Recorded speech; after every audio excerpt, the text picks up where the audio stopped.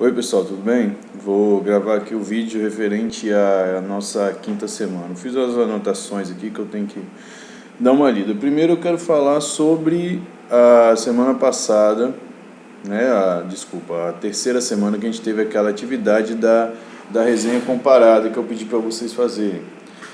Eu acompanhando a sala, eu vi que teve algumas pessoas reclamaram, tá muito difícil, que não sei o que, blá blá blá. Se você disser para mim que uma atividade que eu passei está difícil, isso para mim é um elogio, não é uma crítica. Vamos começar por aí. Segunda coisa, eu estou trabalhando com professores em formação. No final do ano, vocês vão receber um título de professor de língua portuguesa. O professor precisa pensar, o professor precisa ler, o professor precisa escrever, e é isso que eu vou fazer com vocês nessa disciplina até o final. Então, é o que eu já falei, durante as semanas as coisas vão aumentando a dificuldade, tá certo? A resenha comparada vocês acharam difícil de fazer, por quê? Porque era uma atividade que não bastava só leitura, tinha que ter leitura e reflexão. Quando chega na hora da reflexão, que complica um pouco, porque ali você tinha que sentar e expor a sua opinião por meio da argumentação e da argumentação escrita, que realmente complica um pouco mais. Mas essa é a minha missão como professor, e essa vai ser a sua missão daqui a um tempo como professor também, que é colocar o seu aluno para pensar, colocar o seu aluno para refletir. E pelos trabalhos que eu li lá que foram entregues, eu peguei e fui lendo um por um, a grande maioria, diria mais de 90%, atingiu o meu objetivo, que era ler os documentos, entender o que eles estavam falando e discutir, debater sobre aquele documento. Porque, como que eu disse, um bom professor de português tem que conhecer o PCN de língua portuguesa. E isso é uma leitura obrigatória para você. Não é assim, eu vou ler quando der tempo. Não, você tem que criar um tempo para você ler o PCN da sua disciplina. Porque o PCN é o documento que diz nesse país que a gente vive como você vai ensinar determinada disciplina dentro da escola de ensino fundamental, dentro da escola de ensino médio, até no ensino superior o PCN dá orientações. Então o que eu vi, que acho que a gente conseguiu entender, é que o PCN e o Currículo Básico do Espírito Santo, eles estão em consonância. Porque não tem como não estar, porque o PCN é o documento mestre, é ele que norteia o ensino de língua portuguesa no país. Os outros currículos que vão surgir nos estados, nas prefeituras ou nas escolas particulares, eles têm que seguir o rumo que o PCN coloca. Não pode estar em consonância, porque é o que eu falei, o que a gente tem por enquanto de mais moderno no ensino de língua nesse país é o parâmetro curricular nacional. Então leia esse documento, ele é fundamental para a sua formação como professor, porque você vai chegar, diferente da gente, muita gente que está dando aula para vocês agora, já era formado quando saiu o PCN, então a gente teve que correr atrás deles, correr atrás do PCN. Vocês não, vocês estão formando já numa perspectiva nova, que é essa perspectiva de ensino que o PCN nos coloca. E como ficou claro para vocês, eu espero que tenha ficado, se não ficou, vou dizer mais uma vez, o PCN diz que a aula de língua portuguesa, ela tem que ser baseada no texto. E do texto a gente entende texto como gênero textual. E daí vem a atividade dessa semana. A gente precisa entender melhor o que é o gênero textual. A gente precisa entender o que eu, professor de língua portuguesa, vou fazer com esse elemento gênero textual dentro da sala de aula.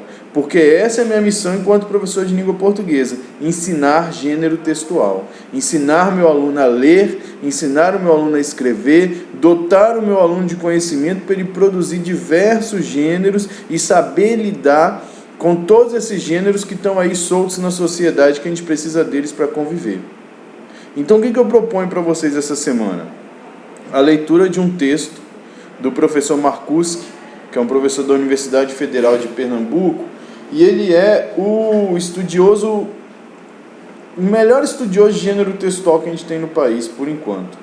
Tá? Porque vocês viram lá, na teoria de Bakhtin que trabalha essa noção de gênero, ele dá definição, tipos relativamente estáveis em composição, conteúdo, em tema, Beleza, essa é a concepção de Bakhtin. Mas se você lê o capítulo de Bakhtin, Gêneros Textuais, que está lá no livro, ele é um capítulo de leitura um pouco mais complicado. O que Marcuski faz? Marcuski pega essa teoria que é mais complicada e ele coloca num português de dia de semana para a gente. Então a teoria de Marcuski, ele fala o que Bakhtin está falando de uma maneira mais simples de entender. Então uma das primeiras coisas que vocês têm que entender, e vocês vão olhar nesse texto que vocês vão ler, é que o gênero é a nossa ferramenta primordial de comunicação. Marcuski coloca lá, a gente só se comunica porque existe o gênero textual.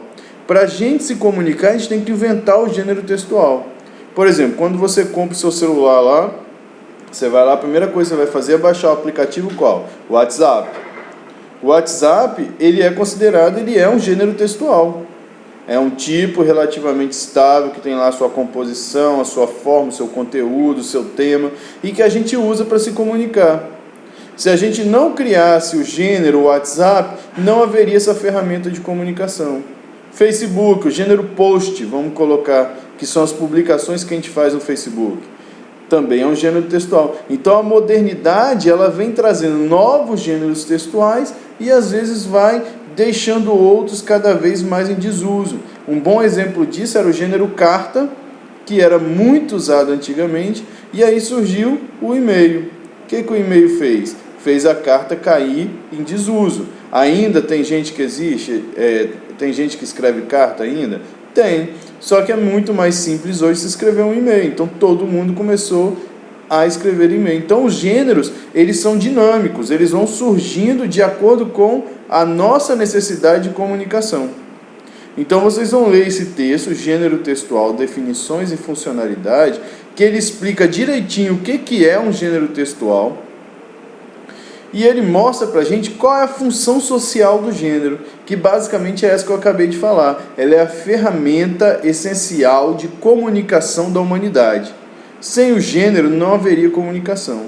Então é fundamental para você, professor em formação, entender o que é essa teoria, o que é o gênero textual, que é a base do nosso trabalho enquanto professor de língua portuguesa. A gente tem que, vocês vão pegar o diploma de vocês, se o ano que vem, ou você já está numa sala de aula, você tem que mudar e pensar a sua cabeça de forma que eu tenho que trabalhar com gêneros textuais. Aula de língua portuguesa é isso hoje em dia. Eu trabalho com gênero textual. Deixa eu ver na minha lista o que tem mais aqui. Tá. Então aí, o que eu proponho para vocês essa semana? Fazer um fichamento. Tá? O que é um fichamento? O fichamento é uma técnica de fixação de leitura, onde você lê o texto, durante a sua leitura você vai marcando os trechos desse texto que você encara como trechos fundamentais para o seu entendimento daquele texto, e depois você faz essa compilação desses trechos em um documento único, porque ali, com aqueles trechos que você tirou, que você fichou, quando você quiser fazer uma releitura, uma revisão daquele texto, pelos trechos que você marcou, você consegue sucesso no seu entendimento. Então eu coloquei lá para vocês um modelo de fichamento, porque eu também não quero qualquer tipo de fichamento.